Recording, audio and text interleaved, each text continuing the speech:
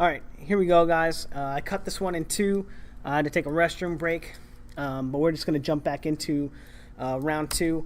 And so far, I really like the way that Crawford is setting up his punches. I like the fact that he's doing it based on what his opponent is giving him. And that's a much more reasonable way to set up your offense and to fight than like Indongo's strategy of jumping out there with the flash of the lead hand and then just throwing a body shot. And I think that that's something that might get him a little bit in trouble with Crawford, as Crawford's able to see that, flash of a lead hand and then take a step back and then give him a counter or counter the left hand or take a different angle, maybe just control him and stop him from landing that shot. There are a lot more things available to him because he knows how to use his lead hand to control his opponent. So it comes out very similar and then just beautiful, right? On the same rhythm, like look at the rhythm that he comes out, jab, jab, and then he expects a jab to come again, right? And he's able to get away from Diaz's counter jab. But one thing I do want to point out real quick, beautiful from Diaz. Diaz is a good fighter, you guys. After his jab, he misses, and he immediately changes head slots, right? He ducks down. And this is, I want to say this is like, not like the poor man's feint, right? Like, how I talk about Indongo's shitty feint, where he flashes his lead hand, and then no matter what his opponent does, he throws a left hand to the body, right? So there's that level of feinting, right? And then there's the level of feinting where it's a probe, where you probe your opponent, and you see what they give you for a counter, or you see what they give you for an opening, and you throw to that opening. And there's levels to it, right? So that would be like, level one is Indongo's probe, right? Or Indongo's feint. And then level two is Crawford's feint, where he's actively looking at you and deciding what to do. And then those are the how you differentiate. One is based on what your opponent is doing, and then the other one is based on just what you want to do to them. And this is in the same style, a defensive one, right?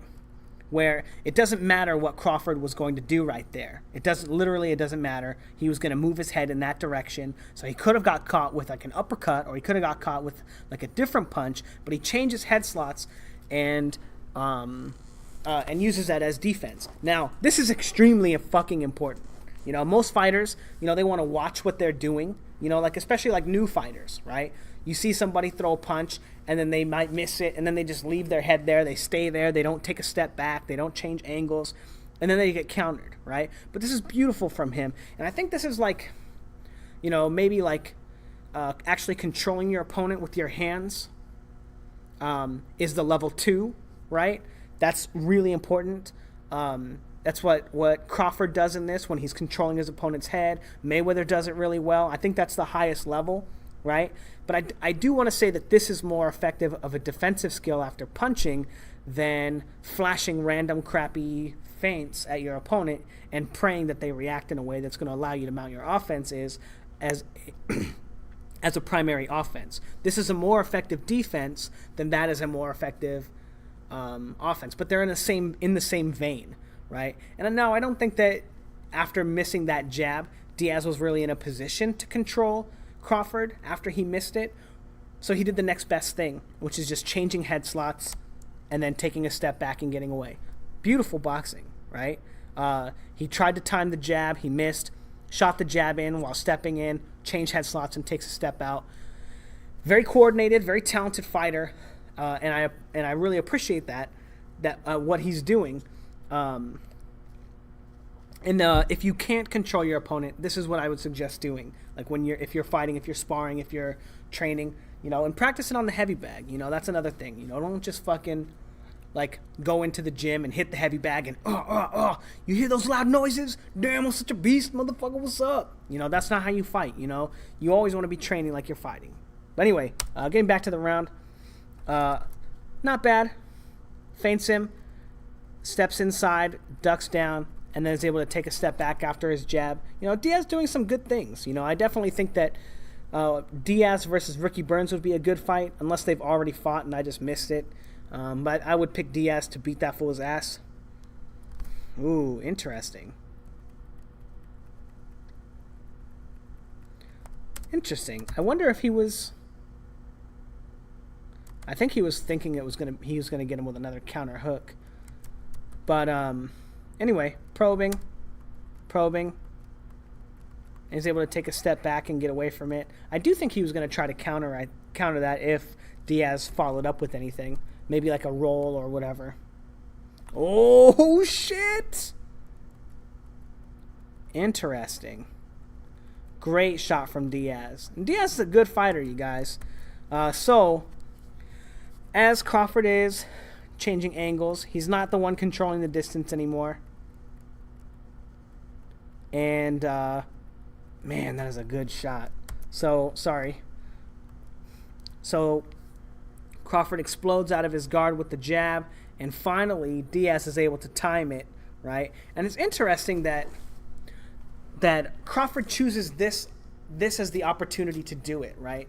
As he's crossing the ring and trying to change angles, right? And he gets into a spot, I don't know, like ring mechanics, you know, it gets a little difficult to kind of say, oh, you don't want to do that in this spot. You don't want to do that in this spot. But he's kind of moving into the danger zone, right? And what I mean by that is like that space, like the corners are like not safe, you know, like you never want to be trapped in the corner, right? But you at least when you're like in the corner-ish, right, you can still take a step back. But as he's crossing this threshold, there's no real place to go backwards because your back hits the ropes. So it's interesting that he chooses like this is his opportunity to cross and throw a punch at the same time.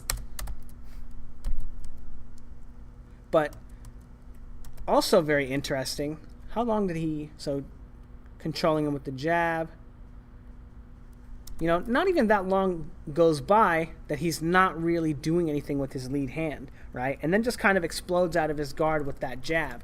You know, most of the time, again, when it's a probe or it's a jab, it's hard to say, you know, like once you have that stuff established, jabbing and probing, your opponent doesn't know when it's going to be a jab or a probe, right? So I don't want to say Diaz gets lucky in this instance, right?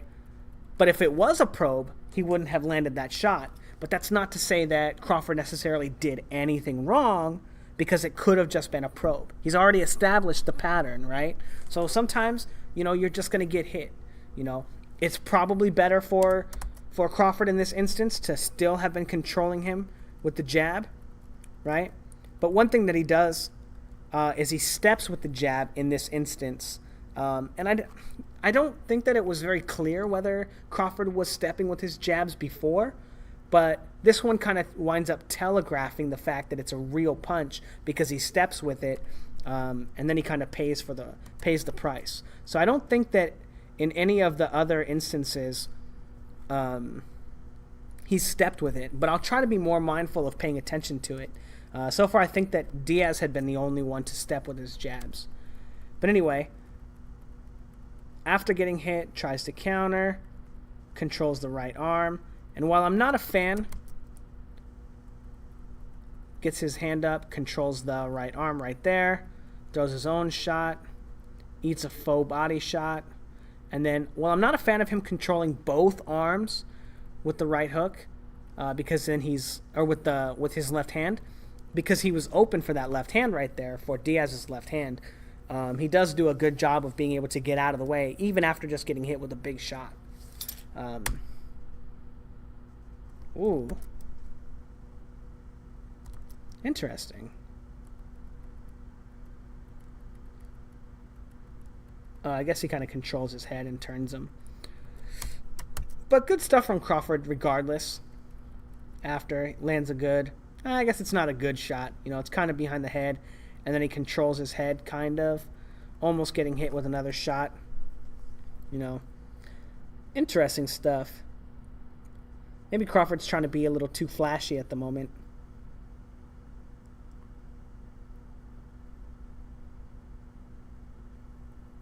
So far, it's looking like the only thing that... Okay, there's a little step with his jab. So he steps with that jab. And then goes back to controlling his head.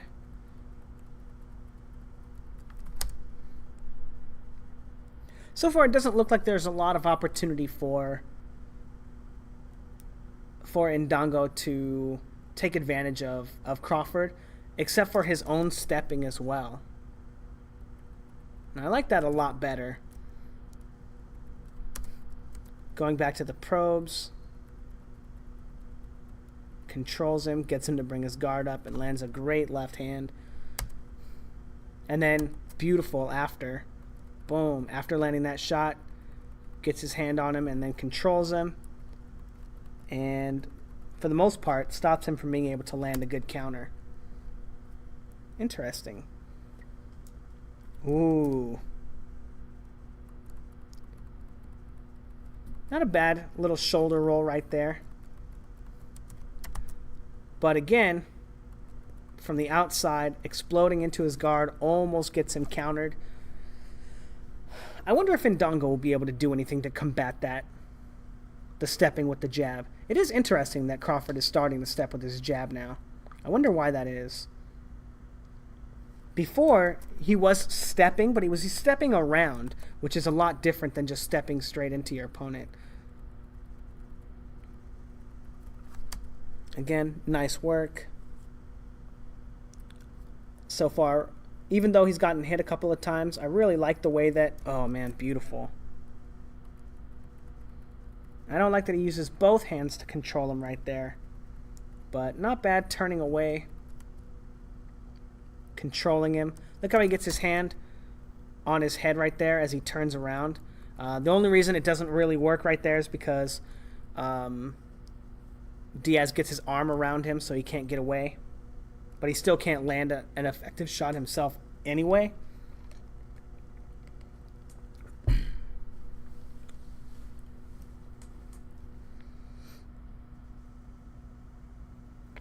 Interesting. So why is he stepping with his jab like that now? Is it because he's trying to be a dog? And I say that because Diaz steps with his jab, right? Is he trying to show him, oh, I can step with my jab too? Because he was doing such a good job of just straight up controlling him with the jab earlier, like this right here, where he just pops it out there and changes angle. And he's able to split the guard with that left hand because he's changing angles so easily. Gets in the way of that right hook. You know, great defense, great offense, you know. And it's not a boring fight either, you know, and that's the interesting thing. Not bad. Whoops, uh-oh. Did I get lost? Okay, yeah, I did. Gets him in the corner, feints him, touches him, controls him as he spins out. Changes ankles again. Ooh, and Diaz almost gets his arm around his body, but doesn't. Great footwork from Crawford. And then, so jabbing. And now look at the difference between these jabs, right? Jab, jab as he's circling, right?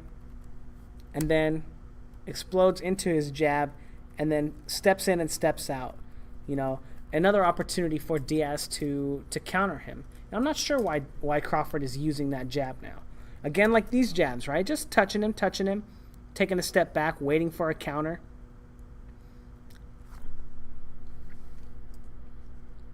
I'm not sure why he wants to wrestle right there.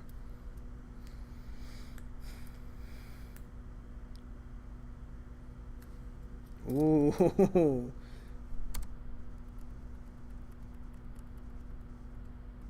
Oh, man, what a great shot. Interesting.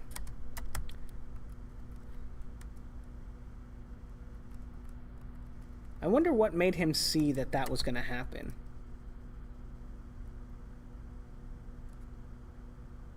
Okay, so now this is really interesting.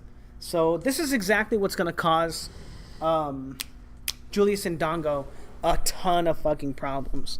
So if you see right here, let's see if I can put this in slow-mo. Ah! Boom. Great shot. So Let's go back one more frame. Okay, so steps. So when he steps, Crawford controls him, right? And now he steps again, and Crawford goes to control him, and Diaz slides under it, right, and throws a jab, right? So now he's noticing that Crawford is trying to control him when he steps forward, just like we saw earlier in the fight, right? So he steps with the jab, right? So Crawford says, okay, he's going to step with the jab again, and he's going to throw the punch and come in under, and Crawford times him beautifully, slips the jab, and is able to come back with that left hand. And that's exactly why stepping with your jab is a problem. You know, it's not I don't want to say it's a problem, right? Like you're not supposed to do it, right? But being able to, you know, do it with head movement or controlling your opponent after, or like he did earlier when he threw the jab and then ducked his head and used a secondary style of defense that was not controlling his opponent. But he didn't do any of that, and he winds up getting caught with a big left hand. Because it winds up being really easy to time that stuff because it's so ingrained in your craft, right? And from what I see from Indongo, he's got that in and out style, but I'm not sure if he knows how to fight any other style. So maybe we'll have to watch a couple more rounds of him to see if he can audible away from it, because it looks like Crawford is going to have a style, and he's seen that style before and had success against it, like right here. But Crawford's showing that he has a skill to take that away. And that'll be really interesting to see not only how Indongo changes away from the stepping with his jab or stepping with his punches or just, you know, the in and out style at all, but also how he fights southpaw, because Crawford has been southpaw for this whole fight so far. But anyway, great technical knowledge from Terence Crawford. And also, for those of you that are boxing yourselves, anytime you pick up on a pattern of your opponents, right? Like this one right here, where he sees that he steps under the jab and he jabs at the body, and you exploit their pattern, you're setting a trap for them. And this is exactly what he did here, is he set a trap for Diaz to step in with his jab again and then countered him. Any time that you pick up on a pattern, or you take advantage of something that your opponent does, or you make him think you're going to do something, and then your opponent reacts in a way that he's shown before, or you create a pattern, right, and then you break it to land offense, it's the same thing. That's a trap. Anyway, getting back into it.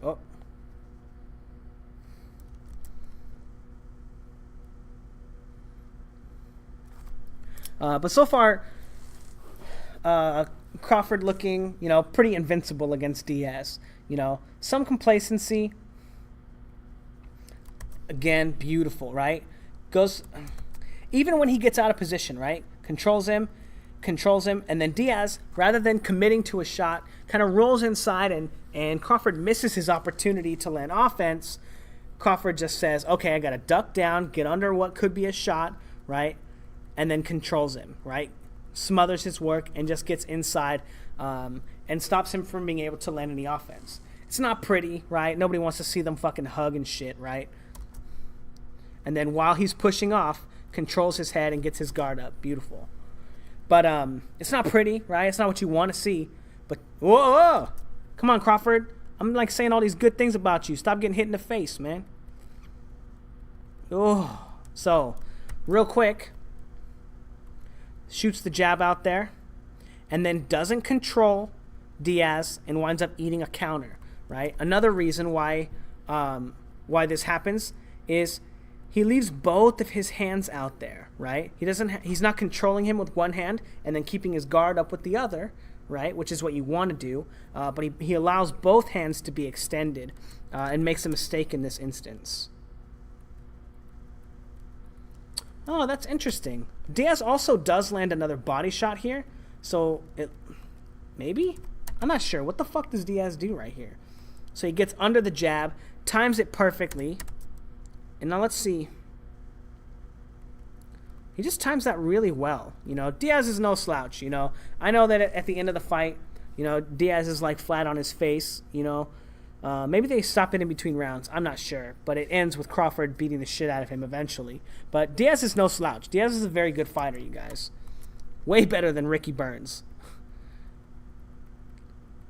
Does he throw a left hand to the body? I don't know. Maybe we'll get to see it in between rounds. But Crawford making a couple mistakes. But after making the mistakes, gets caught. Where does he go from there? Trying to control his opponent's head. Taking a step back, changing head slots, and then back on his defensive game. You know, making a few mistakes, getting caught with a couple of shots. Oh. Beautiful counter. I don't think that, you know, this was a little more close than you really want those kind of punches to be. But he turns away from it really well, lands a good counter.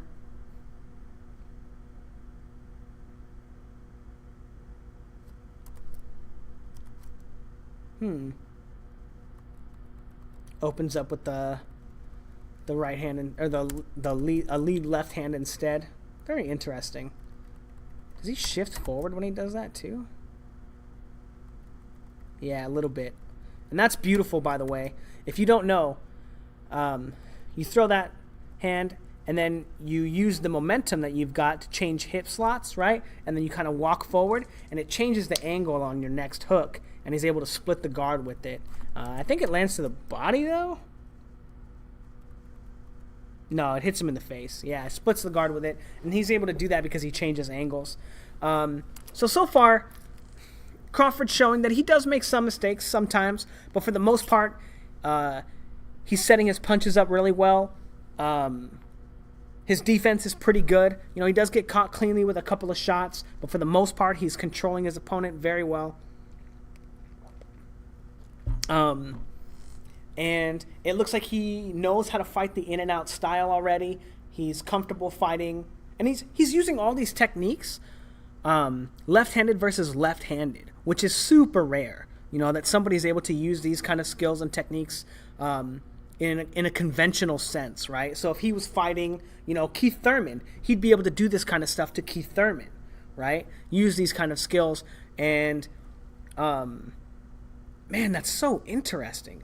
You know, and I think that a lot of that might come down to the fact that he, much like Kid Galahad, which I'm sorry you guys haven't seen that video, also fights left and right-handed, so he also gets to understand positioning and control of his opponents much more readily than someone who only fights in one stance. But very interesting. So far, I think that Crawford being able to time and set traps against the in-and-out style of Indongo, I think that's a very real possibility that he's able to do that and counter him. Also, I think that he'll be the one controlling the distance with the lead hand. I don't think that Indongo is going to have as much reign of the middle of the space between them as he did it versus Ricky Burns, because Crawford likes to use his lead hand a lot too. But also Crawford is demonstrating a knowledge of how powerful that lead hand is, all the opportunities that it creates for him. And even though he's not countering the jab that's coming off of Diaz in that regard, he's not allowing Diaz to really mount any real offense against him either, which is very important. Yeah, interesting stuff. I think I'll do 2 more rounds of the Indongo fight next, and then I'll do 2 more rounds of this fight. Fuck, maybe I'll just do like a whole playthrough of this fight, because watching Crawford fight this fight is just, I love it. Big fan. Anyway, let me know what you guys think in the comments. My camera is going to show up in the 16th or the 18th or something, and then maybe the weekend, during the next weekend, so maybe in like 2 weeks after the weekend after my camera shows up, I'll start doing some training videos and shit. If there's anything in particular that you guys are interested in, some guy said power punches, another guy said setting up punches. It's interesting because, like, I know that I'm going to get stuck on tangents and talk about so much stuff, because boxing is not just like, I guess you can break down power punches from actual boxing sport and stuff, but like so much of it all just ties in together and is just one common theme. That it'll be like, I don't know. I hope it's not like a fucking 1 hour video. But anyway, it'll be fun. And anyway, let me know what you guys think. Thanks, guys.